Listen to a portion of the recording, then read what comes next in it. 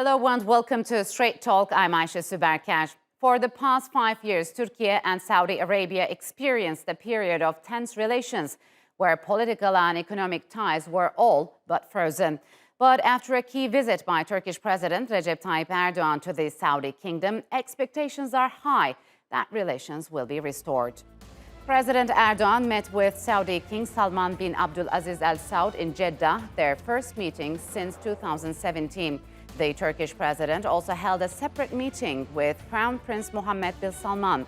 Before his departure, Erdogan said his visit would start a new era of cooperation that could cover health, energy, food security and defense.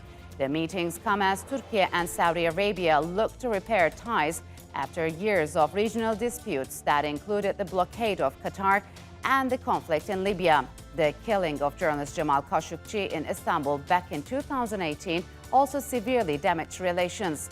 So are both countries ready to improve ties? And how is a realigning Middle East, where the US is less engaged, impacting the region? And to discuss where the relations between Turkey and Saudi Arabia could be headed, joining me now from Istanbul is Vehbi Baysan. He is a political analyst and an assistant professor at Haldun University. And from Doha, Ali Bakir, he is a political analyst and an assistant professor at Qatar University. Gentlemen, welcome to Straight Talk. It's good to have you on the program. Vehbi, let me begin with you. Talk to us about the timing and the significance of the Turkish president's visit to Saudi Arabia. Well, actually, this was long expected and waited because the deterioration of the relations between the two countries took a long time, and we can start it even right after the Egyptian coup, where the relations started going somewhere that probably both countries never desired. But nevertheless, of course, both countries seems really invested heavily in the first low-level visits and talks, etc. And today it's concluded with President Erdogan's visit. So that was expected, and that's what exactly happened, which is great. So, Ali, as just Vehbi mentioned, ties between Ankara and Riyadh were strained over the years over a series of regional disputes. So what is the main driving force to suddenly normalize relations over the past few months, and what do both sides look to gain? Yeah, well, both parties have been working on this moment for quite a time, although the approachment effort seemed to stall at certain point, but they were able to overcome the obstacles and challenges, especially last month when Khashoggi case was transferred to Saudi Arabia.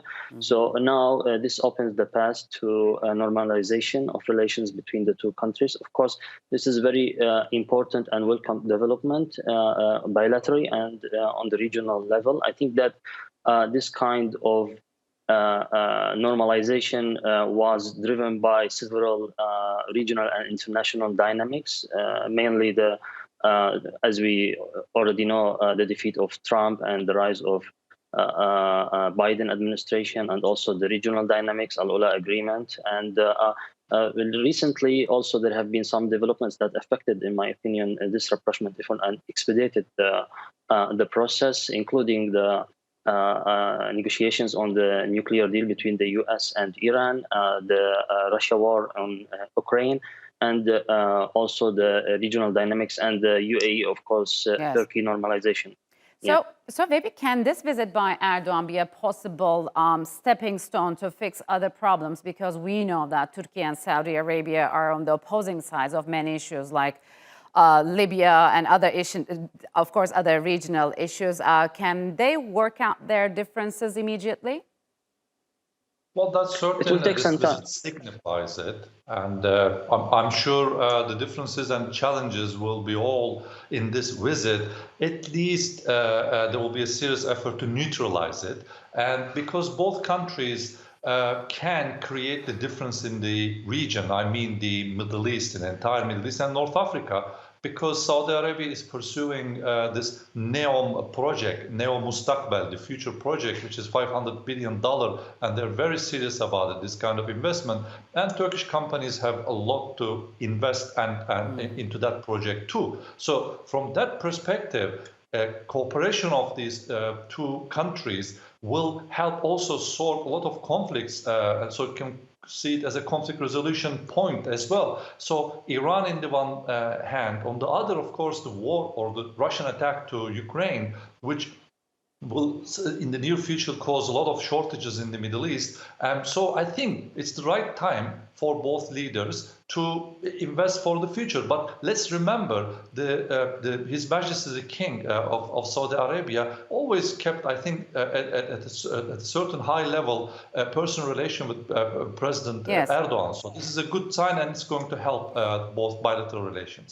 So, Ali, because there was an unofficial boycott by the Saudi to Turkey, moving forward, what should be done to stem possible disruptions in their trade ties in the future, and how to rebuild trust between the two countries? First of all, of course, this visit is very important in this sense, and we will see if it is, built on concrete grounds. Then we will see positive initiatives coming from both sides, especially from Saudi Arabia, and this unofficial, undeclared boycott should end. Actually, we have seen some positive aspects of it. Last month, numbers were increasing, exports of Turkey to Saudi Arabia. So this was, in a way or another, a good indicator that the relations are going in the right way. Secondly, I think that this normalization will improve the bilateral cooperation on the regional level, and also will improve the multilateral cooperation. And this will lead to stabilizing the region, especially dealing with issues in Iraq, Syria, Libya, and elsewhere.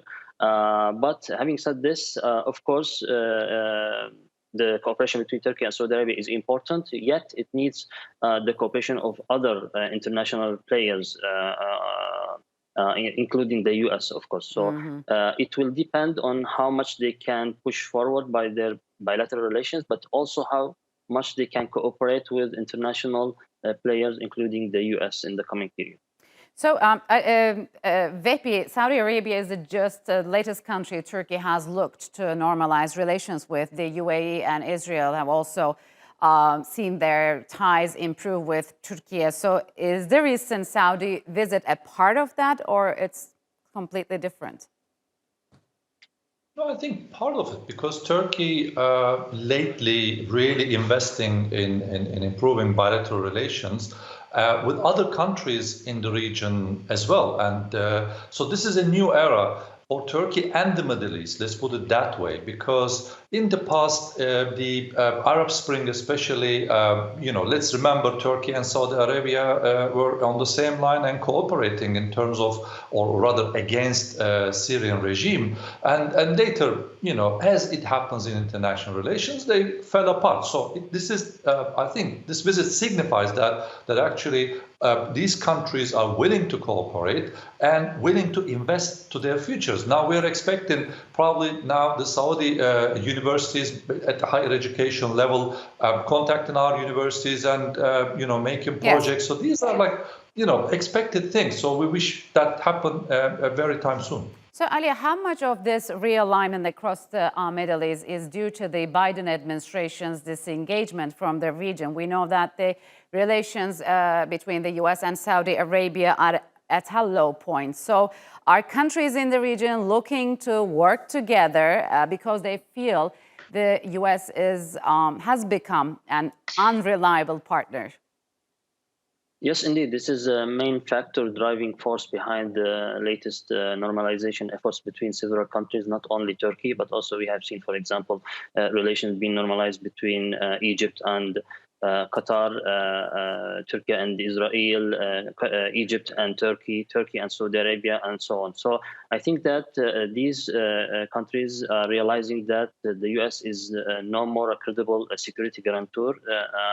And we have tested this hypothesis during the last few years. They need a reliable and security guarantor other than the U.S., at least not to depend totally on Washington, but also to provide another layer of shield to their security. We know that there is a progress in the negotiation between U.S. and Iran, and this might also lead to reactivating the JCPOA. If this happens, it might also encourage Iran to go back to its expansionist agenda in the region. This is certainly one security factor as a matter of interest in Saudi Arabia and also in the regional countries. I think that Turkey is aware of this issue and it is actually also facing some difficulties dealing with it,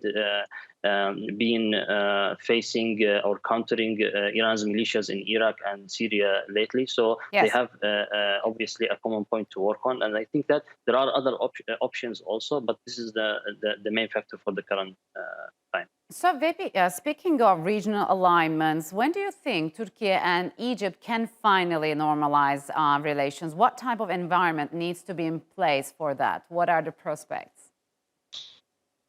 Well, Turkey has a bitter history of military coups and therefore acted into what had happened in Egypt. But what we hear, of course, behind closed doors, there are negotiations going on, and I think there are some sort of improvement. And I'm expecting, I don't know when, but sooner or later, Turkey-Egypt relation will definitely this situation will end with a high-level visit, which that has to be done anyhow, because as I said, I mean, the Middle East is going through difficult times. Let's see, the energy prices and the food prices on the increase. So I think you cannot find a better time for creating a cooperation between these countries and putting aside the differences and challenges, because I think probably soon it's going to be really demanding in terms of tackling the problems, and you have to be prepared for all these and you have to cooperate. So therefore, President Erdogan's visit to Saudi Arabia is extremely important in my view. This is like putting behind all what had happened and just move on for a new future. Yes. Let's remember also Israel part of it with the Abrahamic Accords, and it's really going well. It seems Turkey hopefully will be part of it as well. All right, gentlemen, unfortunately, we'll have to leave it here. Thank you very much for joining me on Straight Talk.